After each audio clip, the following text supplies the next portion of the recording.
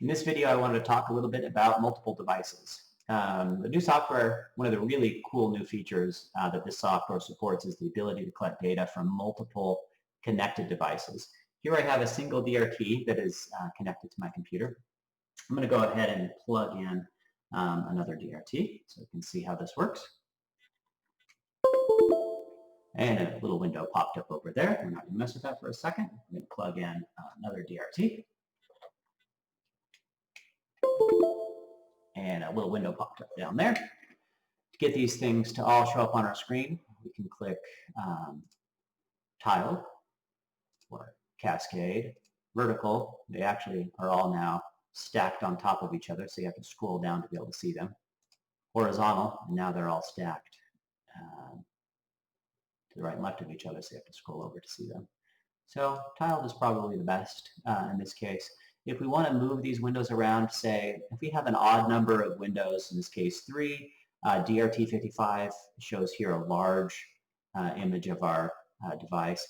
If we wanted, say, 53 to be the big one, we can click on 53, click tiled, and now 53 is the big one. That makes a lot more sense when we're also collecting video data. We want the video to be large. We can click on the video, select tiled, and it makes the video the biggest one if we have an odd number of devices attached.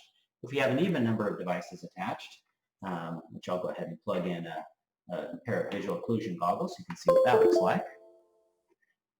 We hit tiled, then it just separates things evenly. Okay, so we can put, say, DRT device 34 over here in the upper left-hand corner by clicking on it and clicking tiled.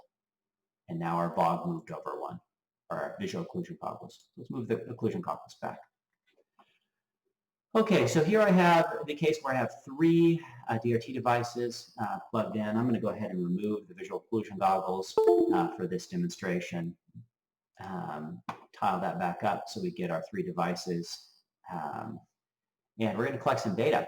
So we have these 3 devices all plugged in all at the same time. They're out there. Say we have 3 participants that we're running at once, or we have 1 participant with, say, stimulus and response devices attached to, say, right and left fingers and maybe a foot pedal. Say we're interested in some kind of a bimanual response with perhaps a foot response, and we're probing participants at different bodily locations, and we're looking for differences in response time. That would be one condition.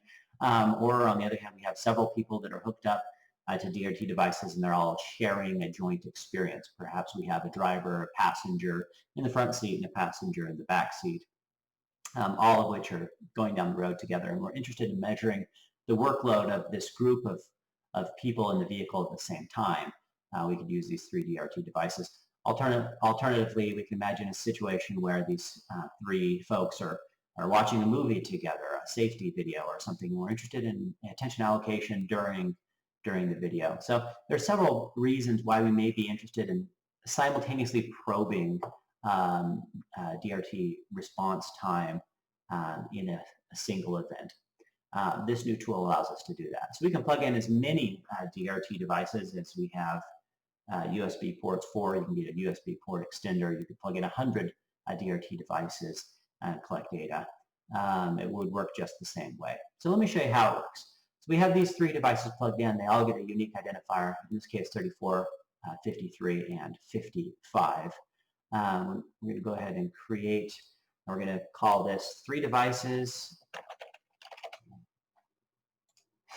Create, I like the folder we're in, which is called under test and new. We're going to select that folder and we're going to run. Okay, as soon as I hit run, the signal goes out to all 3 of my DRT devices and it says start. So all the devices now start collecting some data. In this case, we have misses because I only have 1 device. Well, here we go. I have 1 device connected with 2 devices connected with a response button. So let's just start clicking a couple of these. One of my devices doesn't have any response buttons connected. Looks like DRT53 does not. So we'll just start kind of randomly clicking these other devices so you can see how the data come in from the connected devices. Okay, so we collect a bunch of response time. I'm just clicking like crazy here, get a bunch of clicks. Typically, you just get a single click per stimulus per subject. But I just want to give you a demonstration of how this looks. Okay, we have several clicks there. All right, so we collect our data and we wrap up that experiment, say it's only a single block, and we're done. So we're going to hit end now. We're going to look at our data, and we got lots of it here. Okay, so what does this look like? Sometimes it's a little easier to take a look at this in Excel, so we're going to go back to Excel, open up a blank workbook, paste this over, and we're going to sort our data, separate our data out by columns using commas, and here's our data. Okay.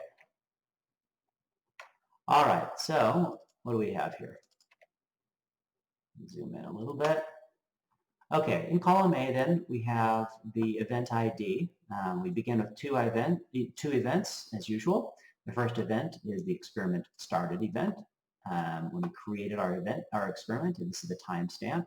Here it's truncating the timestamp a little bit. The actual timestamp is listed up here, and that's the Unix time epoch, the seconds since 1970, January 1st. Here we include milliseconds as well on the end of that. Okay, so we have the seconds in Unix time stamp since this experiment began. Next, we began to collect data. We started a block, so block went from 0 to 1 at this time. And then, like I said, the signal went out to our devices. We started collecting data. The data all started rolling in from our 3 different devices. Every time data came in from a device, it was recorded here. So here's the device that it came from, 53, 34, 55. Those are our 3 devices. These are the times that those data came in. Initially, I wasn't responding, so we have 0 clicks, and we have misses coming in from each of those devices. At some point, though, I started responding, and we start to see some reaction time down here. As I clicked away, and here's my button responses. Started going crazy with the clicks, and we got up to 11 clicks with DRT34. So just a simple demonstration of how we can collect data from lots of devices at the same time. We can collect data from DRT devices, from visual occlusion goggles, from GPS, from any connected Red Scientific device. We'll throw its data in here in this fashion, so all of the data can be simultaneously considered and analyzed. An important note here is here we see the end of the block, but yet we have 3 data points that come in after the end of the block. The reason why that occurs is because we're telling the DRT device to end its block. It may be in the middle of a block, and so it wraps up, or it may have already sent the probe. It wraps up what it was doing, it sends that data back to the computer, and that data is logged. No data will be written after the end of an experiment. Data occasionally come in, depending on the way that devices are set up. Data occasionally come in after an event, or after a block is ended. In this case, we got data from all 3 devices, which were misses. We would just reject those from the analysis. So that's pretty much how multiple devices work. And then, yeah, I mean, if you have any questions about this, shoot me off an email. This creates a very flexible platform, really a powerful addition. See you in the next video.